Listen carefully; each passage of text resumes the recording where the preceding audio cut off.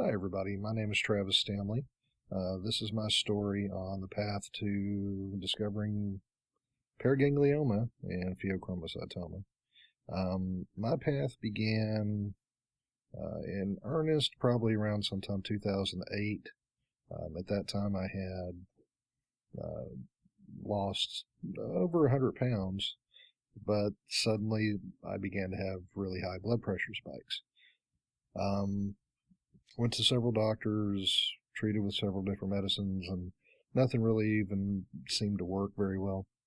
So, over the course of the next few years, on again, off again with medicines and doctors, and eventually in late 2011, started seeing a cardiologist. And the cardiologist had some concerns about my heart rhythm and the blood pressure, tried a few different things, and in February of 2012, we had a Holter monitor done. It was a 3-day event monitor, I think, and that showed what was called a type 2 block. So basically, I had the heart rhythm of a 70-year-old.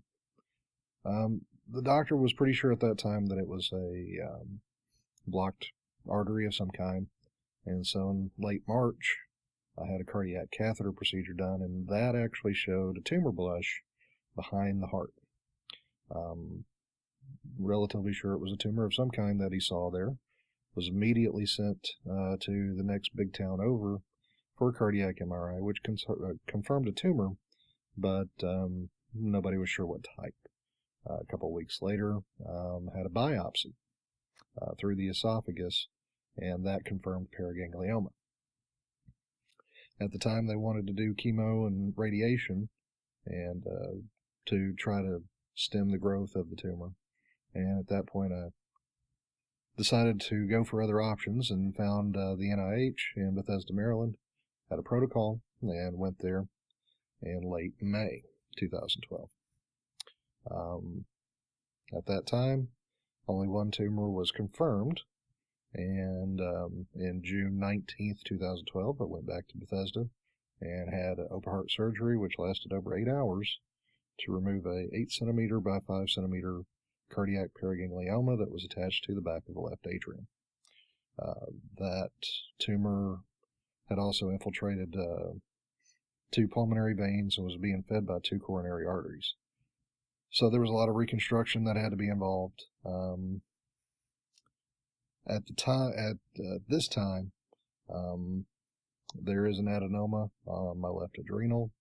At this time, we don't know if it's going to be a pheochromocytoma or not.